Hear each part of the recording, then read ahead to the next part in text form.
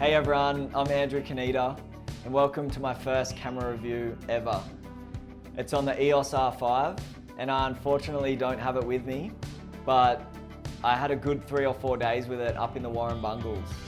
I tagged along on a trip with a couple of friends who were camping and climbing for a few nights, and I felt like it was a really good opportunity to test the camera in a bunch of conditions.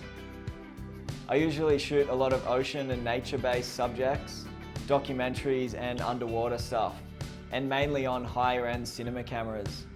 But when I got the spec sheet of the Eos R5, I was pretty intrigued by some of the settings that Canon had crammed into such a small body. I've broken the review up into 3 chapters. Chapter 1, I'll go through the video settings and how I found them in the field. Chapter 2, I'll go through the stills and show some of the photos that I shot. Chapter 3, I'll go through the usability and how I found using the camera in the field. Let's get stuck into it.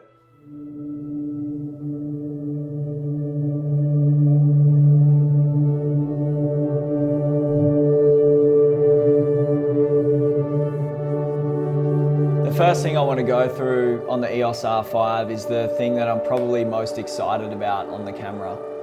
The internal 8K 12-bit RAW recording. This is something completely new for a mirrorless camera and probably makes it more of a true hybrid camera than a stills camera that shoots video. If you're like me and video is your main gig, or you're coming from a cinema camera, this is going to make for a great B cam for the Canon cinema line and to be able to have a stills camera in the bag at the same time, or also an A cam if you're looking for a really lightweight solution. It uses the same Cinema Raw Lite codec as the C series, C200, C300, etc. And I've used this codec plenty of times and it's a pleasure to edit with. Has great dynamic range and holds up well in the grade. The camera performed well in low light. I shot up to 6400 ISO and was really happy with the results. The other thing I thought it handled really well was mixed lighting. So I shot a scene by a campfire with a head torch, and the colours it produced in that scenario were pretty incredible. The addition of Canon's Video Assist, which applies a Rec 709 LUT, was really beneficial, as that's kind of one of the biggest things you're missing with a camera like this when you're not using an external monitor. The 12-bit RAW recording is only available in full res 8K and uses about 10 gig every 30 seconds. I don't really see that as a huge issue, as when I'm shooting RAW, I'm just looking to get the highest quality possible. And Canon have managed to incorporate an amazing 10-bit 422 codec that holds its own. Unfortunately, I didn't get a chance to test the slow motion, but I can say that at 25p it's locked to 100 frames and at 30p it's locked to 120 frames. And unfortunately, you're unable to shoot true 50 frames at 25p. You still have to shoot 50 frames per second and convert it in post. The in-body 5-axis stabilization was nothing short of phenomenal. You can pair it with either an RF or an EF IS lens as well to get up to 8 stops combined image stabilization. The IBIS was so good that I barely used my tripod for the whole trip. It's not really that great for walking, especially on uneven ground, but for everything else like handheld pans and just getting your handheld filming smooth, it's perfect. The face detection seemed to work really well when the subject's face is prominent in the frame. But you can see in this example, when my friend pulls the ropes over his shoulder, the autofocus has kind of a wig out. That was on face detection, and I'd kind of classify that as a user error rather than an issue with the camera. I think with any autofocus, it's just knowing when to use it. There's no inbuilt fans in the camera, so I was really surprised to see that the camera didn't overheat at all when I was using it. I didn't get a chance to record for a very long time, but Canon haven't put a recording limit on it, so I imagine that it's going to be sweet.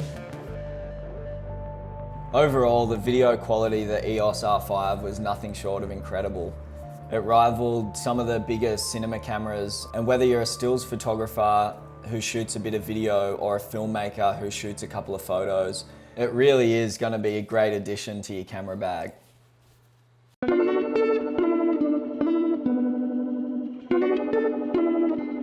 My main jam's video, so I'm not going to go into too much depth about the stills settings, but I'm just going to go through how I found using the camera. I usually shoot with the 5D Mark IV, so it was a pretty easy transition over to this body. I think the main reason I would switch to the R5 is the in-body stabilization, the RF mount, human and animal eye detection, and the fact that it's just got amazing video quality.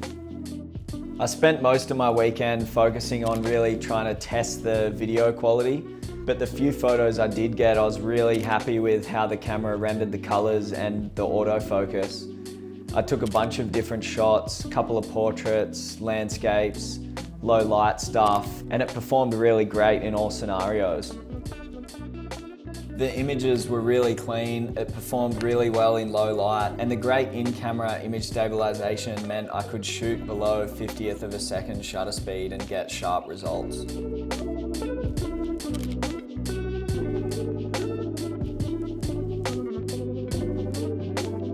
The EOS R5 felt really comfortable in the hand, as it's based off the original 5D design. It's a part of the 5D series. This feels a lot more comfortable to me in the hand than other mirrorless cameras, purely because the extra weight is way better for balancing and handheld video, and I just find it so much easier to navigate all the camera buttons.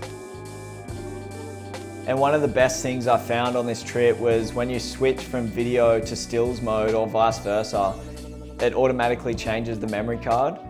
So I only had the one CF Express card for the trip, which I needed to save to shoot high-res video. So not having to think about it and the camera just intuitively switching to the SD when I changed to stills mode really helped me not to burn data on the CF Express and save that card for high-res video. A big issue for a lot of cameras that shoot this high quality is battery life. However, this didn't really seem like an issue with the R5 using the new LPE6 battery.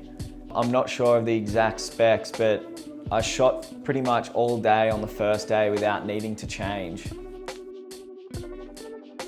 I feel like every couple of years a camera hits the market that really revolutionizes the industry. And I think Canon did that with the 5D Mark II, and I think they've done it again with the EOS R5.